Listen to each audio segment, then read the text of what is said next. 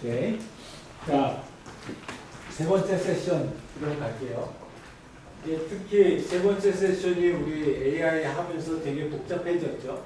그래서 인공지능 비롯해서 이제 여러 가지 기술들이 나오고 있는데 이런 기술들이 현재 상황에서 얼마만큼이나 어떻게 받아들여지고 있는지 여러분들이 만들어낼 시스템의 그 사용자 그리고 제공자들이 이런 것들에 대해서 실제 얼마만큼이나 준비가 되어 있는지 나는 기본적으로는 두 가지 포인트가 있어요. 두 가지 포인트가 있는데 첫 번째는 꿈을 꾸기에는 뭔가 이렇게 신문에 나오는 최신 기술 이런 것들을 가지고서 꿈꾸기는 되게 재밌어요. 상상만 해도 저게 되면 와 짱이겠는 것 막 이런 생각하면서 저걸 잘 활용할 수 있는 새로운 서비스를 한번 기획해볼까 이런 생각을 하게 돼요. 굉장히 재밌는 스텝이긴 해요.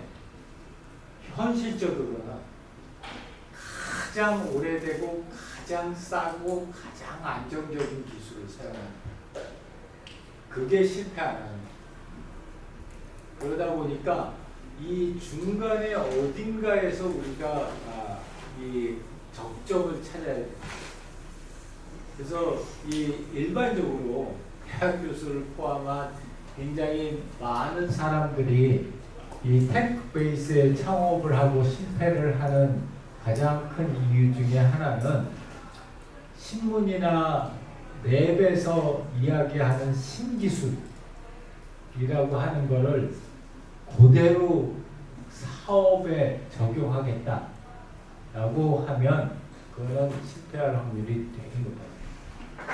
되게 물론 성공을 해가지고 잘 되면은 대박을 치긴 하겠지만 그거가 사회적인 환경이나 앞에서 얘기했던 물리적인 환경에 다 적응되어서 실제로 상용화된 기술이냐 아니면 랩 차원의 기술이냐에 따라서 굉장히 많다. 만약에 여러분이 삼성전자나 구글이나 페이스북이나 메타나 이런 데에 있는 프로덕트 기획자 또는 UX 리서처다. 그러면은 최근에 나오고 있는 굉장히 핫한 기술들을 갖다가 잘 모니터링 해야 될 거라고 생각해요. 반면에 나같이 한 5, 60명 되는 스타트업의 대표나 또는 C레벨이다. 그러면 발을 땅에 붙이고 있는 게 되겠죠. 내가 지금 당장 썼을 때 쉽게 획득할 수 있고 사용할 수 있고 또 값싸게 사용할 수 있고 또 남들도 다 써서 어느 정도 인정이 되고 그런 기술들이 뭐가 있나 그런 기술들을 써서 그런 때 남들과는 차별화된 그런 프로덕트나 서비스를 내는 게 그게 어려운 거지. 지금 랩에서 막 나온 따끈따끈한 기술을 갖다 써가지고 새로운 제품이나 서비스를 만드는 거는 안 어려워요. 그리고 대신에 그렇게 만들어진 제품이나 서비스가 성공하기가 되게 어려워요. 그래서 그 점을 갖다가 조금 잘 이해하고 이 세 가지 점을 갖다 봤으면 좋겠어요. 첫 번째는 이제 기술에 대한 이해도, 디지털 리터러시라고 그러죠. 그래서 우리가 지금 타겟하고 있는 페르소나의 사람이 과연 얼마만큼이나 디지털 리터러시가 있는지.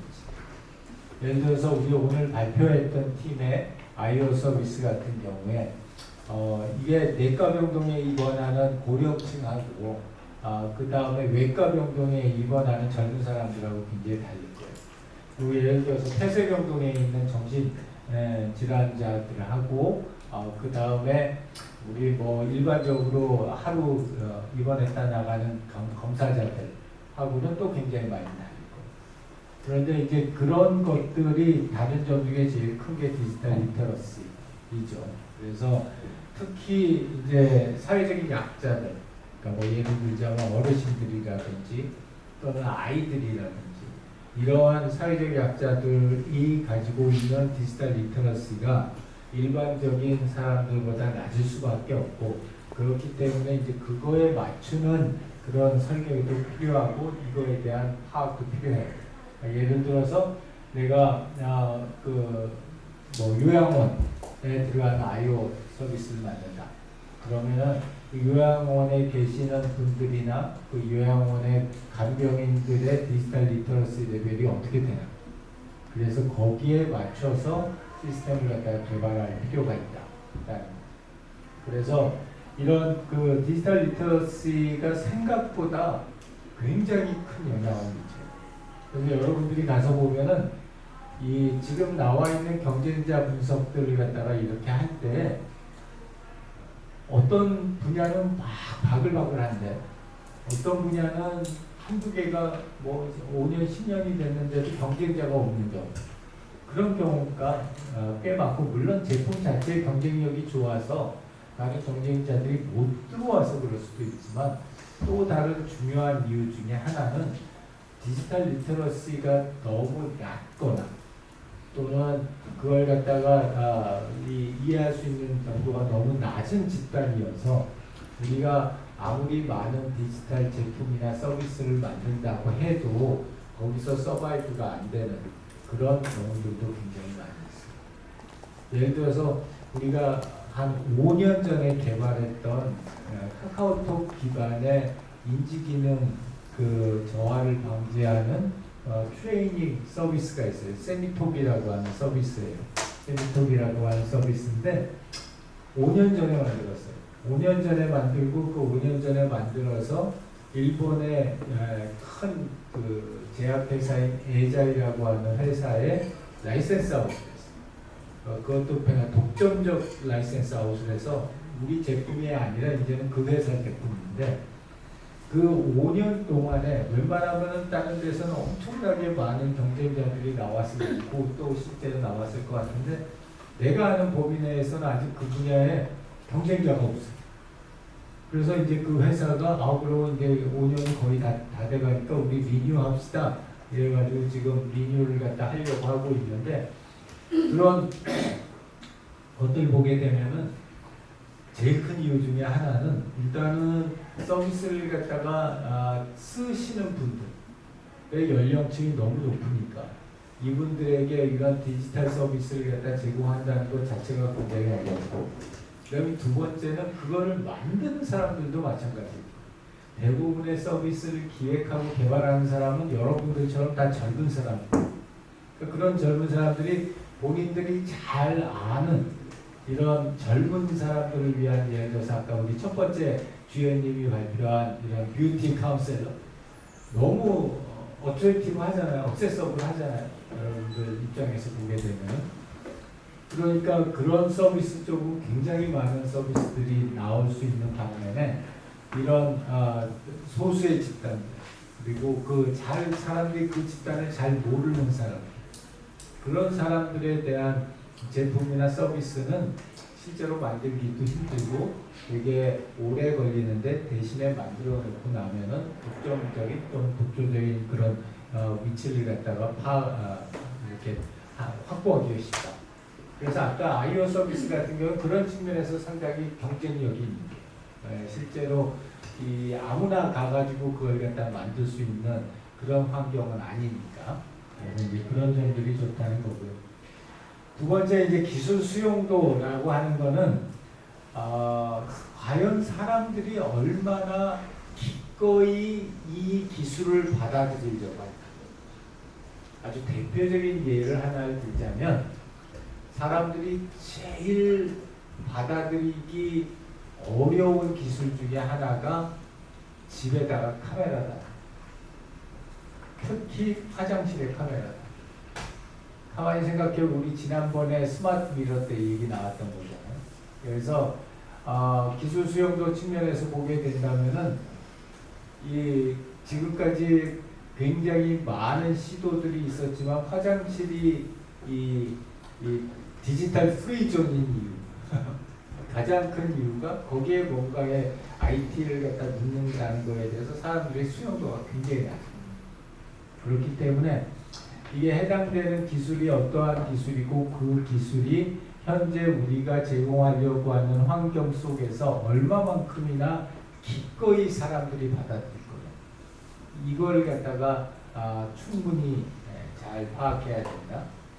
예를 들어서 한 가지 이게 얼마나 큰 영향을 미치느냐면 최근에 가장 핫한 가장 핫한 건 아니지만 핫한 기술 중에 하나가 뭐냐면 그 사람들의 움직임이나 이런 실내에서의 움직임을 파악하기 위해서 카메라나 IR 센서나 열 센서나 이런 걸 안 달고 그냥 와이파이망만 가지고 몇 명이 있고 그 사람들이 어떤 움직임을 했고 그 사람이 낙상을 했는지 안 했는지를 파악해내는 기술이 있어요. 그런 건 다른 거 필요 없이 그냥 우리 여기에 지금 돌아다니는 이 와이파이망만 있습니다. 그것만 있으면 그 신호를 갖다가 분석해가지고 인터피어런스라는 간섭을 갖다가 분석해가지고 사람들의 움직임이나 낙상이나 이런 것들을 갖다 이론적으로는 파악할 수 있다고 하는데 그건 역시 별로 수용도가 높지 않아요.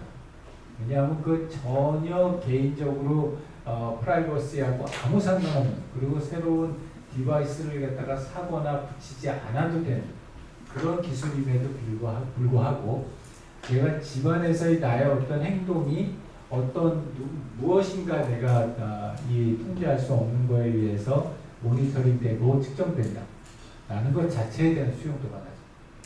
그래서 이런 측면에서도 생각을 갖다가 심각하게 해봐야 된다. 예를 들어서 우리 아까 발표했던 아이오 서비스도 마찬가지죠. 과연 병실 내에서 그걸 갖다가 이 환자들이 받아들이려고 할까? 편리하긴 할 텐데 그걸 받아들이려고 할까?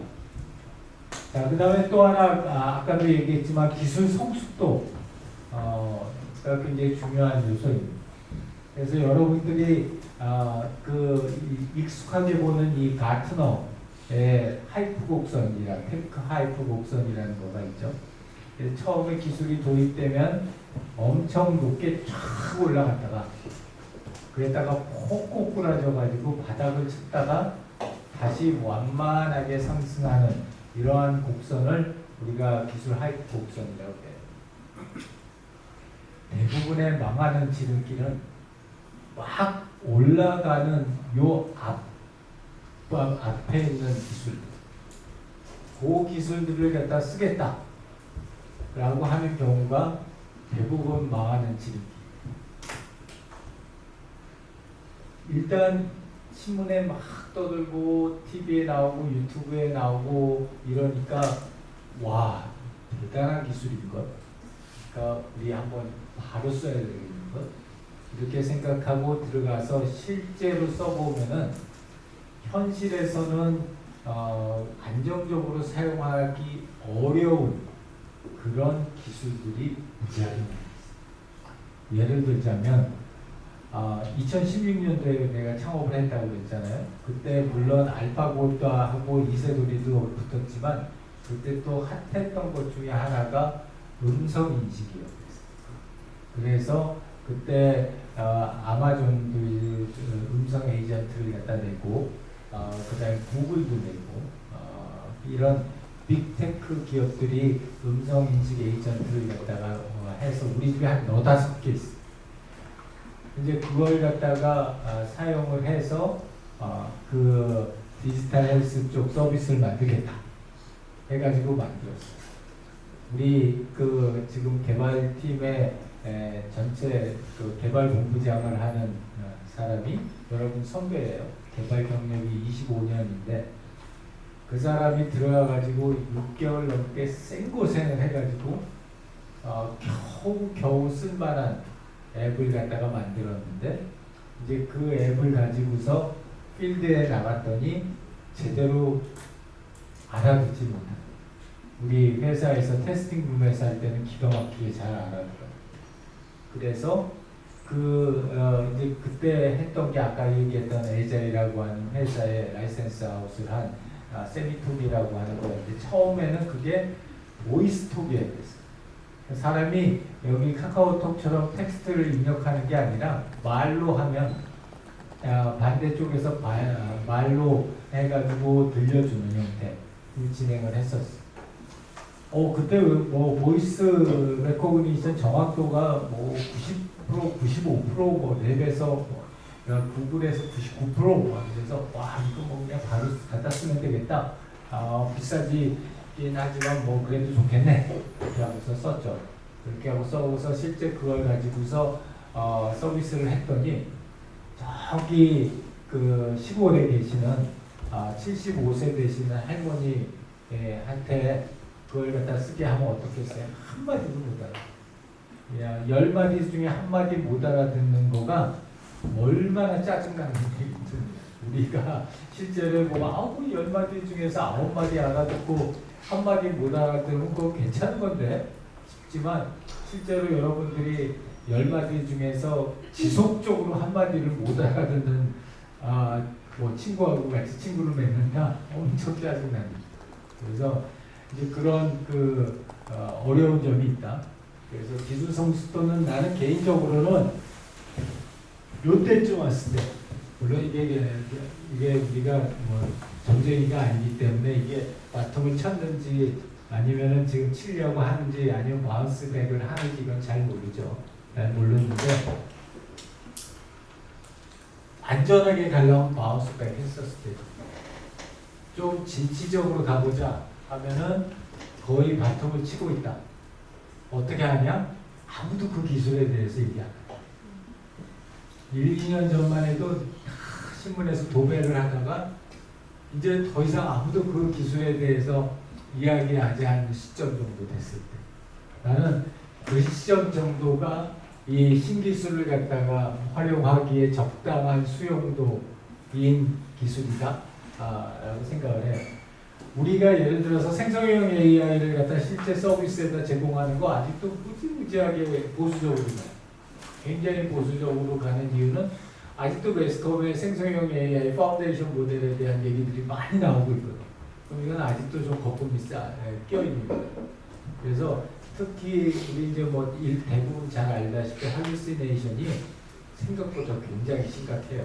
특히 의료용 소프트웨어나 이런 걸 갖다 할 때는 이게 너무 그럴듯하게 거짓말을 만들어내기 때문에 굉장히 위험한 내용이어서 그런 내용들을 갖다가 우리가 잘 파악을 해줘야 된다. 그리고 이제 또 하나는 여기 혁신성 고용이라고 해서 지금 현재 우리가 생각하고 있는 기술이 과연 얼마만큼이나 혁신적인 성격을 가지고 있느냐. 제일 파괴적인 혁신 기술은 값싸고 굉장히 쉽게 접근할 수 있는데 기존 서비스의 어려운 고가를 낮춰줄 수 있는 그런 기술입니다.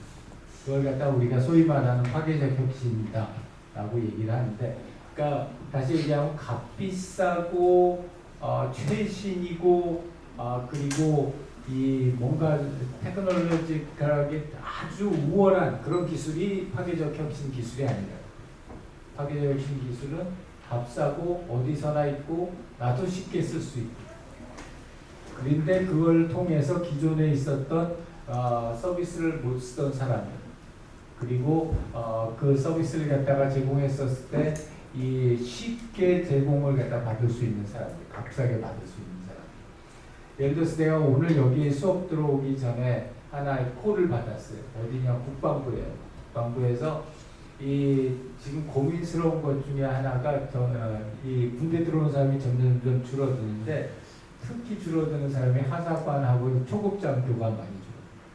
그런데 이 사람들이 들어와가지고 이 여러 가지 사회적인 중압감이나 이런 것 때문에 그렇게 자살 자해를 받아요.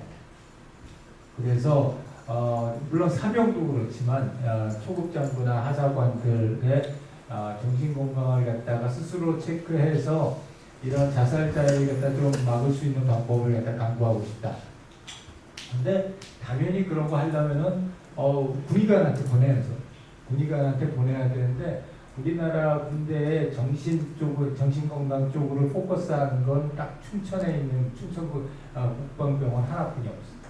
그러니까 전국에 있는 군인들을 갖다 다 그쪽으로 보낼 수 없죠.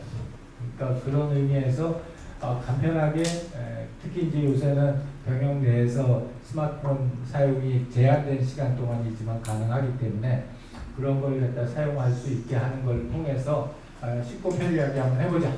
아주 좋은 생각이라고 한번 같이 논의를 해보자고 얘기를 갖다 했는데요. 그런 것처럼 엄청 정확하고 엄청 정밀하지 않더라도 사람들에게 높은 접근성을 줄 수 있고 값싼 가격에 제공할 수 있는 그런 기술들이면 족하다.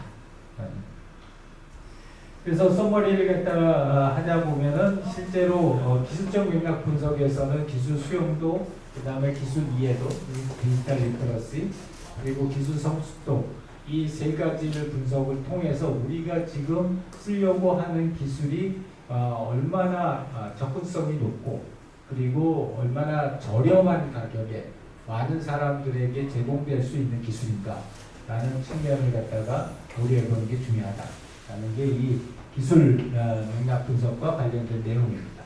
자, 요 섹션과 관련돼 가지고 질문이나 코멘트입니다. 네, 서현님. 아까 HCI의 관점에서 기술 사용에 인지된 난도를 높일 경우에 실제 난도랑 인지된 난도 사이에 간극을 낼 수 있는 장치가 마련되는 게 굉장히 중요하다고 말씀해 주셨는데, 저는 이 문장에서 기술 사용에 인지된 난도가 높을 경우가 구체적으로 어떤 상황인지가 조금 궁금한데요. 제가 생각나는 경우가 두 가지가 있는데, 첫 번째는 그냥 그 기술이 접목된 프로세스 자체가 너무 복잡해서 이 과정이 공개되었을 때 사용자가 과정을 이해하기 어려운 경우를 말씀하시는 건지, 아니면 아까 뭐 화장실에 카메라를 다는 경우처럼 기술 사용의 자체는 굉장히 쉽지만 그 기술이 사용되는 환경 자체를 사용자가 거부하는 경우를 말씀하시는 건지가 좀 궁금합니다. 너무 좋은 질문이에요. 사실은 둘 다이고요. 그리고 예를 하나 들자면 가장 우리가 쉽게 볼 수 있는 데가 우리 키오스크 주문하는, 맥도날드에 가가지고 키오스크 주문하거나 우리 맘모스 커피에 가가지고 커피 주문하는 이런 걸 갖다가 할 때 우리 여러분들은 전혀 안 겁나잖아요. 앞에 가지고 서가지고 맥도날드에서 빅맥 하나에다가 코카콜라 하나 주문하는 게 전혀 안 겁나지만 지금 한 70 넘으신 분들 같은 분들은 되게 두려워해요. 가가지고 본 것 자체. 그러니까 그 기술 자체가 그렇게 어렵거나 사실 스마트폰을 사용하시면은 키오스크 사용하는 게 어려운 점이 아님에도 불구하고 이 실제로 그 과정을 갖다가 직접 해보라고 그렇게 말씀드리면은 굉장히 주저하세요. 그래서 아마 여러분 이렇게 가다가 조금 봤을런지 모르겠지만 요새 노인복지센터나 이런 데 나오는 중요 교육 프로그램 중에 하나가 뭐 키오스크 뽁뽁이 기본 이런 과목들이 있어요. 그러면 이제 맥도날드 키오스크는 이렇게 주문하고 뭐 맘모스 커피는 이렇게 주문하고 이런 걸 갖다 실제 강사가 나와서 1시간 내내 가는 거예요.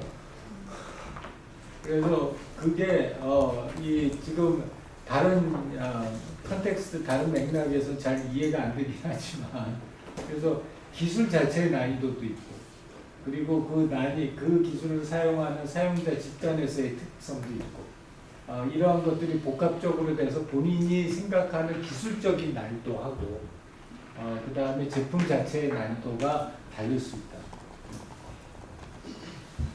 아주 좋은 질문입니다. 또 다른 질문, 코멘트? 네, 우영님, 그 다음에 김희수 할게요.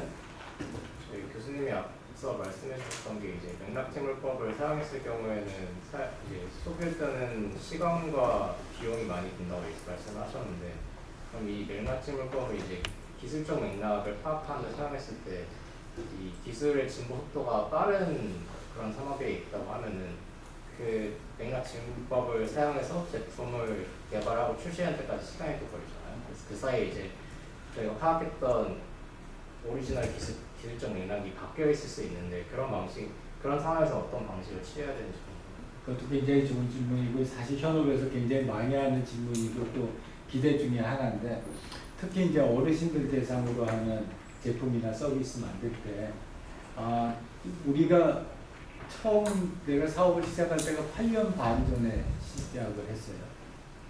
그런데 그때 할 때 어르신하고 지금의 어르신하고 굉장히 달라요. 이제는 이제 그 소위 말하는 그 세대가 바뀐 거죠. 세대가 바뀌어가지고 훨씬 더 디지털 친숙하신 분들이 나왔어요. 그래서 그때 우리가 생각했던 어르신을 대상으로 했던 서비스들을 갖다 그대로 하면은 지금의 어르신들이 되게 불쾌해하세요. 나를 갖다 뭐 바보 멍치로 하냐, 어떻게 이렇게 뭐라 그럴까, 하여튼 애처럼 이렇게 설명하냐, 뭐 이렇게 얘기를 하세요. 그래서 그런 시간적인 변화가 있다. 당연히 그런 시간적인 변화가 있고, 이야기하고 싶은 것 중에 하나는 그래서 사이클이 되게 빨라야 된다. 라고 하고요. 보통 우리가 서제션하는 그 레코멘디드 된 업데이트 사이클은 2주. 2주에 한 번이 이게 한 사이클이 돌아가서 업데이트가 되고, 그 다음에 다시 2주가 지나가면 또 업데이트가 되고 하는 이런 식으로 해서, 물론 이상적인 거. 그래서 그 업데이트 그 시간을 갖다가 단축시킴으로써 지금 얘기하는 분석에서의 오류를 갖다가 보정하는 그런 작업을 갖다가 많이 추천을 합니다. 추천을 하긴 하지만 현실적으로 하기가 그렇게 쉽지는 않아요. 아주 좋은 질문. 우선 그 시간적인 변화에 따라서 이전 어르신들보다 지금 최근 어르신 분들이 더 쉽게 접근할 수 있는 점에는 공감을 하는데요. 제가 실제로 그 스마트폰 교육을 어르신들 6개월 동안 진행을 해봤는데, 같은 연령대의 어르신들도 어떤 분은 한 번 말씀드리면은 바로바로 수용하시는 분이 있으시고, 어떤 분은 6개월이 지나도 카카오톡의 어떤 그 인물하고 채팅방 자체에 대한 개념을 이해하지 못하시는 분들이 계셨는데, 이럴 경우에는 그 어르신이라는 통칭된 어떤 하나의 집단이 아니라 개인별로 뭔가 세분화한 서비스를 제공해야 되는 것 같은데, 현재 논의하고 있는 방향 자체가 젊은 사람들 같은 경우에는 개인 특성에 맞춰서 다 뭔가 고려하는 느낌이라면은 특정 연령 이상부터는 어르신이라는 하나의 어떤 통칭된 집단으로 분석하는 게 오히려 그 세세한 어르신들마다 특성을 고려하지 못하는 게 아닐까라는 생각이 듭니다. 뭐 너무 좋은 코멘트. 네. 왜냐하면은 나도 그게 참 불만인데.